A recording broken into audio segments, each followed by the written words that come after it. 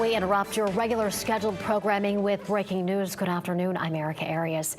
President Biden delivering remarks after the Supreme Court overturns Roe v. Wade. Let's listen in now. Already recognized.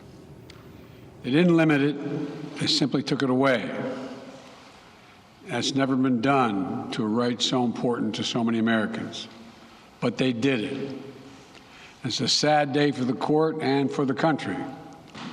50 years ago, Roe v. Wade was decided and has been the law of the land since then.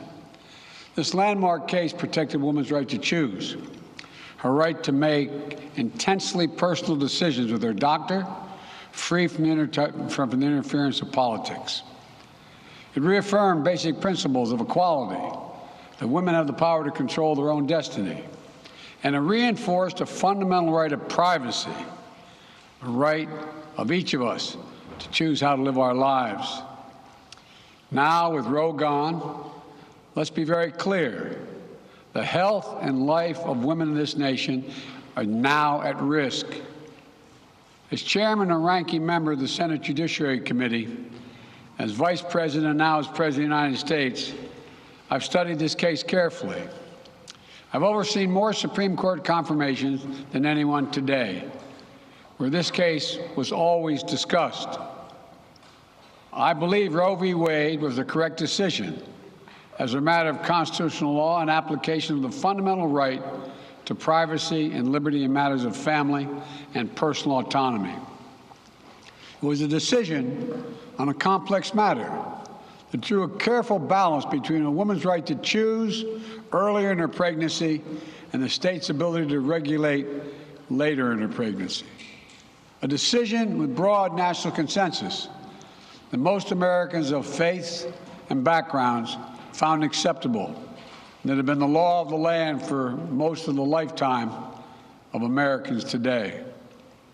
And it was a constitutional principle upheld by justices appointed by Democrat and Republican presidents alike. Roe v. Wade was a 7-2 decision, written by a justice appointed by a Republican president, Richard Nixon. In the 5 decades that followed Roe v. Wade, justices appointed by Republican presidents from Eisenhower, Nixon, and Reagan, George W. Bush, were among the justices who voted to uphold the principles set forth in Roe v. Wade. It was 3 justices named by one president, Donald Trump, who were the core of today's decision to upend the scales of justice and eliminate a fundamental right for women in this country.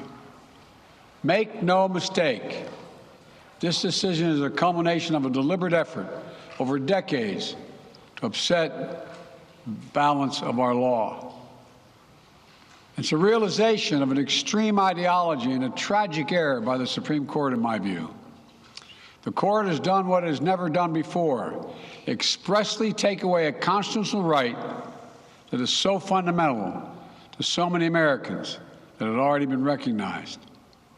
The court's decision to do so will have real and immediate consequences. State laws banning abortion are automatically taking effect today, jeopardizing the health of millions of women, some without exceptions. So extreme that women could be punished for protecting their health. So extreme that women and girls who are forced to bear their rapist's child, with the child a consequence. It just stuns me. So extreme that doctors will be criminalized for fulfilling their duty to care. Imagine having a young woman have to carry the child of incest as a consequence of incest. No option. Too often the case. The poor women are going to be hit the hardest. It's cruel. In fact, the court laid out state laws criminalizing abortion that go back to the 1800s as rationale. The court literally taking America back 150 years. This is a sad day for the country, in my view. But it doesn't mean the fight's over. Let me be very clear and unambiguous.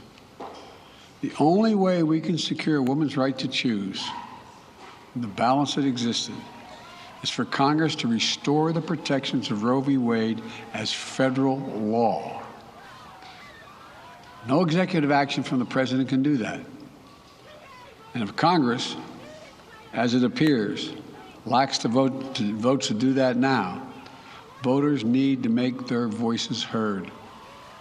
This fall, we must elect more senators and representatives who will codify women's right to choose into federal law once again. Elect more state leaders to protect this right at the local level. We need to restore the protections of Roe as law of the land. We need to elect officials who will do that. This fall, Roe is on the ballot. Personal freedoms are on the ballot. The right to privacy, liberty, equality, they're all on the ballot. Until then, I will do all of my power to protect a woman's right in states where they will face the consequences of today's decision. While the court's decision cast a dark shadow over a large swath of the land, many states in this country still recognize a woman's right to choose. So, if a woman lives in a state that restricts abortion, the Supreme Court's decision does not prevent her from traveling from her home state to the state that allows it. It does not prevent a doctor in that state from treating her. As the Attorney General has made clear, women must remain free to travel safely to another state to seek care they need. My administration will defend that bedrock right. If any state or local official, high or low, tries to interfere with a woman's exercising her basic right to travel, I will do everything in my power to fight that deeply un-American attack. My administration will also protect a woman's access to medications that are approved by the Food and Drug Administration, the FDA, like contraception, which is essential for preventative health care, mifepristone, which the FDA approved 20 years ago to safely end early pregnancies and is commonly used to treat miscarriages. Some states are saying that they'll try to ban or severely restrict access to these medications.